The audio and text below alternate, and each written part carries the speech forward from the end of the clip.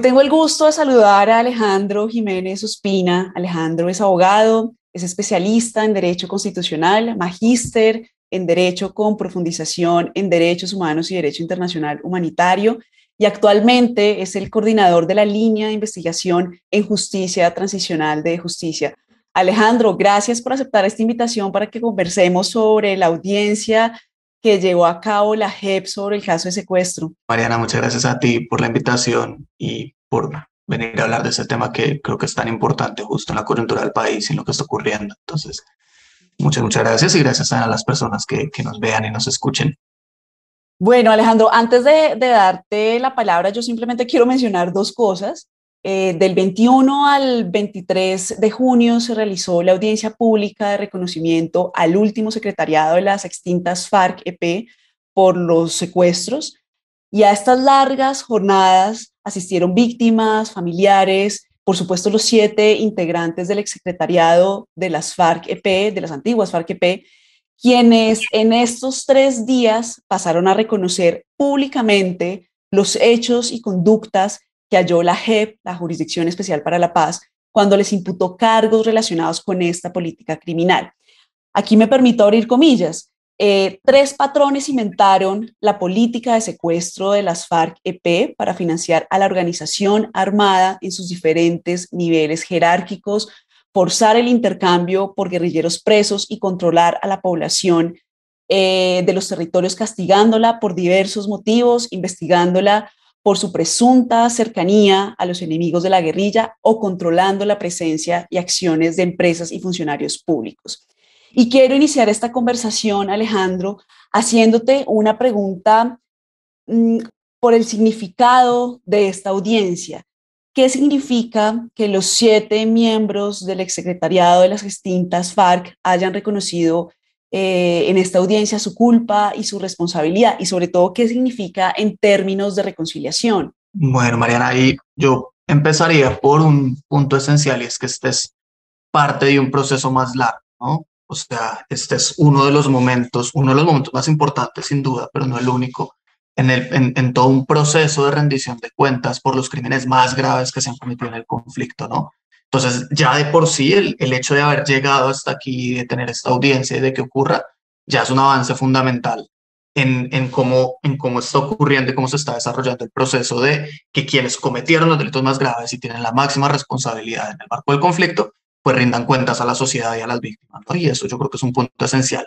Ahora, si uno va al caso particular de las antiguas FARC-EP y de los antiguos integrantes del secretariado que hoy son excombatientes firmantes de paz, pues la importancia es capital, o sea, es una antigua guerrilla renegando de sus métodos de hacer la guerra y de la forma como entendieron que podían hacer la guerra y reconociendo que no solo que estuvieron equivocados, sino que esa equivocación tiene la entidad de un crimen internacional, ¿no? Tiene la entidad de un crimen de lesa humanidad o tiene la entidad de un crimen de guerra.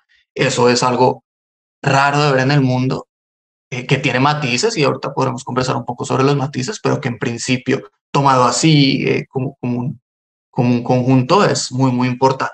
Y en términos de reconciliación, lo que tiene es, básicamente la precondición para la reconciliación es el reconocimiento, ¿no? O sea, la reconciliación en un marco de garantía de derechos de las víctimas pasa necesariamente por el reconocimiento de responsabilidades, por la contribución a la reparación, por la contribución a la verdad, etcétera, ¿no? Y en ese sentido, pues es un paso más, ¿no? Nuevamente, también es parte de ese proceso nacional de reconciliar a la sociedad luego de tantos años de conflicto, pero es una de las precondiciones. Entonces ahí también tiene una importancia que hay que resaltar y que hay que mantener. En estos espacios que se han abierto con la JEP, en las diferentes audiencias de reconocimiento, en donde víctimas y victimarios se encuentran y en donde se busca que sobre todo prevalezca una justicia restaurativa que pueda integrar justicia, verdad, no repetición, en donde hay también un espacio de escucha para las víctimas. ¿Qué sucede cuando éstas siguen reclamando verdad, cuando necesitan saber qué ocurrió y los victimarios no dan respuesta porque no saben? Y esto pasó en varios momentos, digamos, de esta audiencia, esta larga audiencia que duró 3 días. Y tomemos, por ejemplo, el caso de las desapariciones forzadas, por ejemplo, secuestros que terminaron en desaparición forzada, en donde pues, los familiares no saben en dónde está su ser querido.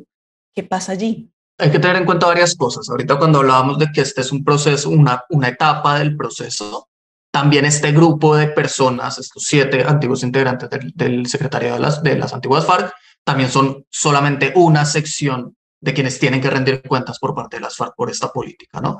Entonces, lo que ocurre en esta audiencia no es lo único que va a ocurrir y los espacios que no se han llenado en esta audiencia tienen que ser llenados por ellos mismos en los pasos siguientes o por quienes comparten responsabilidad con ellos si todavía no han sido llamados a una audiencia similar o incluso si no lo van a hacer, ¿no? Entonces, ahí como que está la primera gran parte. Las respuestas, las preguntas de las víctimas tienen que recibir respuesta y tienen que recibir una respuesta seria, ¿sí?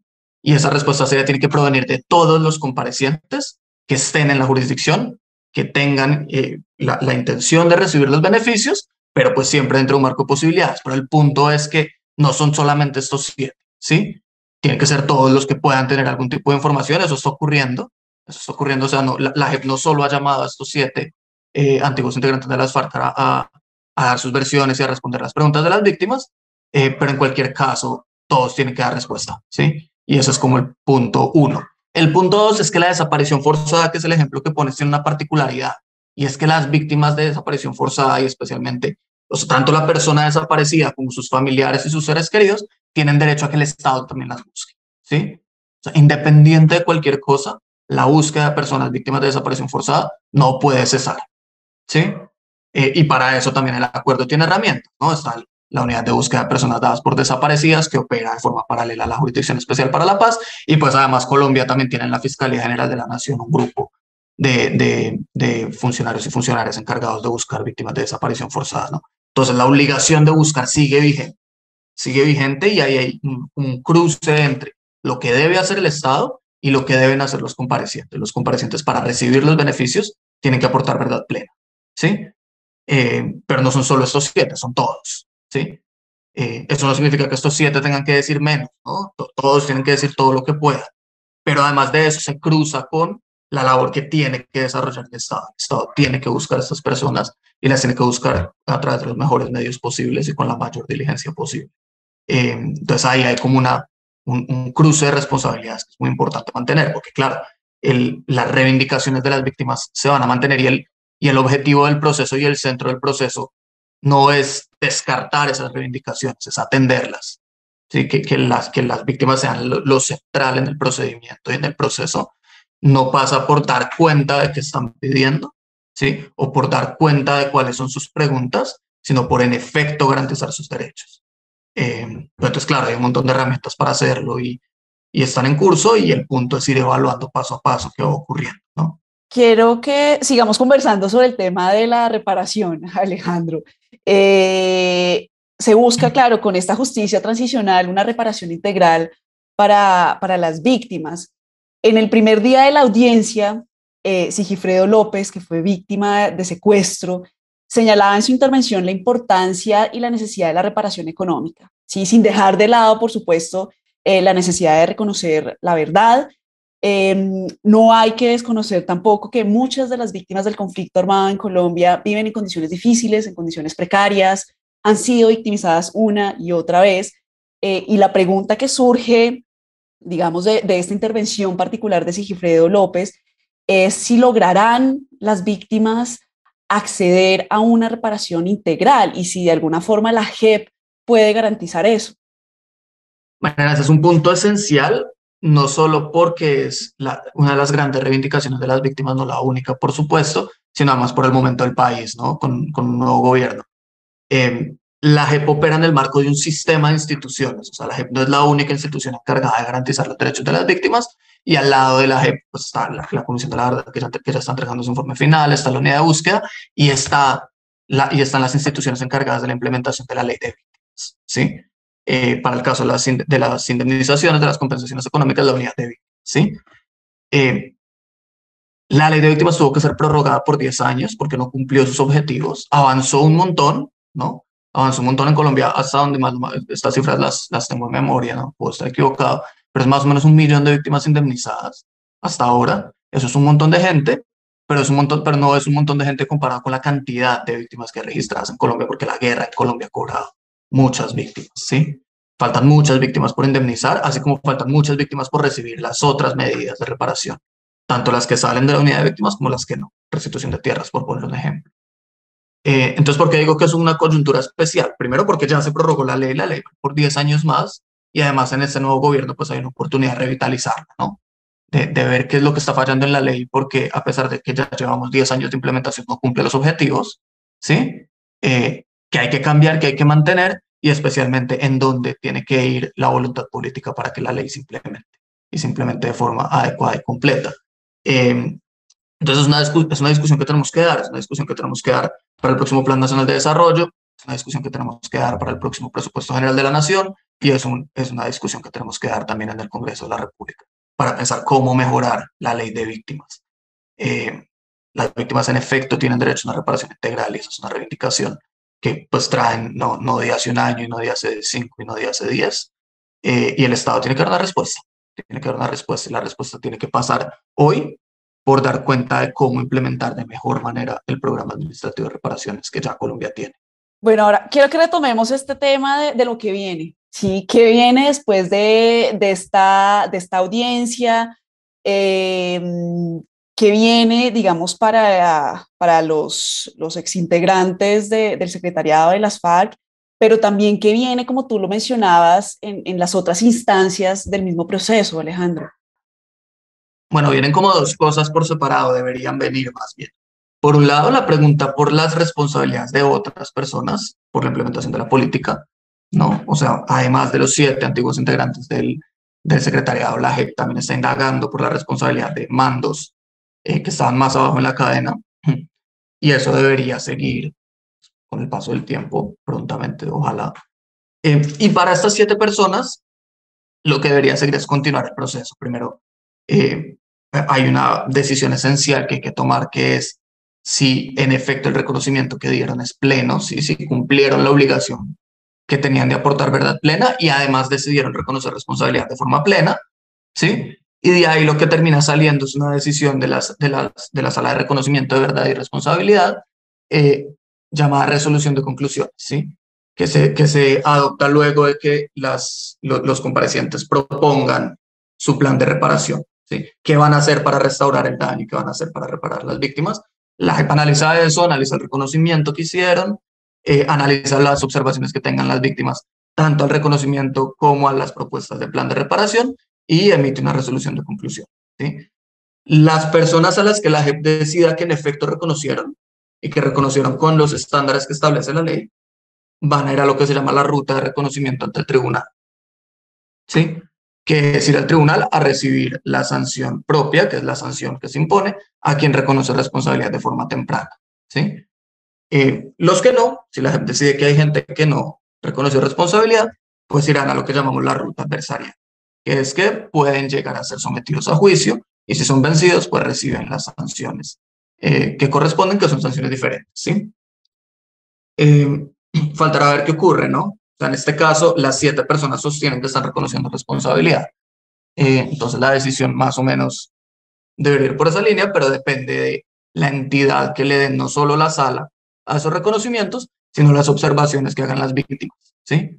O sea, una parte especialmente fuerte de entender cuál es el impacto del reconocimiento es cuál es el impacto que generan las víctimas, y eso se ve en sus observaciones y se ve en sus posiciones, pero al final es la JEP la que tomará la decisión, es la JEP la que decide si en efecto reconocieron o no, y eso es lo que debería seguir. Entonces son como dos caminos paralelos. Por un lado, quiénes más son responsables, y por el otro, cómo seguir con la rendición de cuentas de estos que ya reconocieron.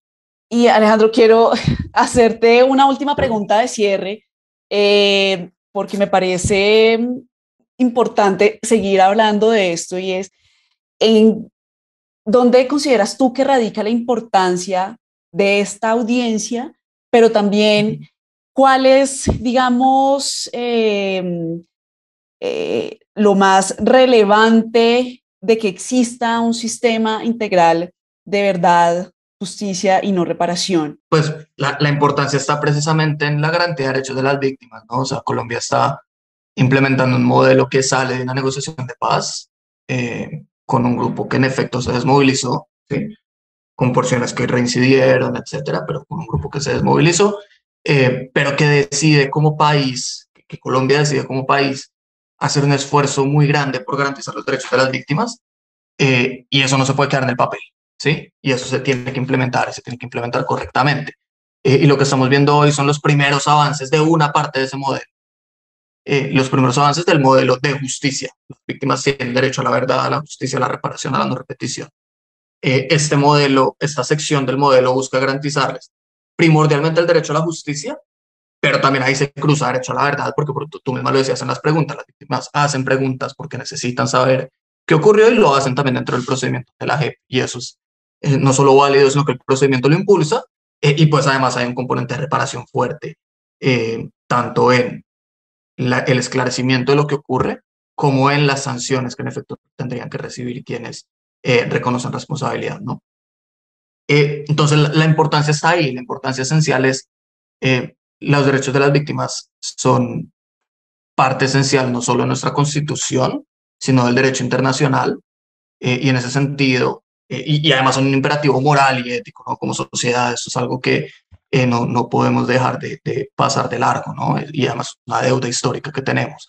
Y en ese sentido, hacer los mejores esfuerzos posibles por garantizarle los derechos, pues es esencial. Y más que estar en un acuerdo, que estar en un documento escrito, lo que importa es que en efecto ocurra, ¿sí? Y eso yo creo que es la gran importancia o el hito que presenta este proceso, pero ahí la invitación precisamente es a ver estas audiencias como parte de un proceso. O sea, esto no se puede quedar aquí. Falta mucho todavía y la JEP no sabe, ¿no? O sea, la JEP sigue avanzando, tanto en entender otras responsabilidades como en la imposición de sanciones a estas personas, la definición de cuál es el tipo de sanción que tienen que recibir, continuar escuchando a las víctimas, continuar dando respuestas a las víctimas, etc. ¿Sí? Entonces, eh, creo que el punto esencial son los primeros pasos del sistema de justicia que diseñamos, ¿sí? Y aquí es en donde se juega si el sistema funciona. Y el sistema funciona si garantiza derechos de las víctimas. Esa es la clave. Si garantiza derechos de las víctimas, si nos ayuda a construir reconciliación, si nos ayuda a mantener la paz, pero esencialmente bajo el lente de los derechos de las víctimas. Y ahí es en donde está la discusión fuerte y la conversación que tenemos que tener en la implementación.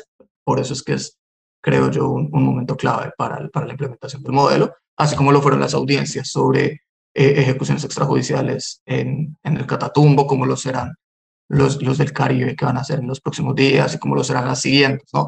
También recordar que hay otros casos abiertos del genocidio del UP, se está hablando del reclutamiento y la utilización de niños y niñas en el conflicto, se está hablando de la situación de conflicto en el norte del Cauca, en el sur del Valle, en el Pacífico nariñense, en el Urabá antioqueño y chocuano y cordobés. Entonces, claro, todavía hay espacio y hay muchas discusiones que tenemos que dar, hay más casos que se tienen que abrir, y el modelo está ahí, ¿no? O sea, hay que pensarlo como un todo, y hay que analizarlo también, todo. Alejandro, pues muchas gracias de nuevo por tu tiempo, gracias por aclararnos varias dudas en relación con todo este largo proceso. Recibe un saludo.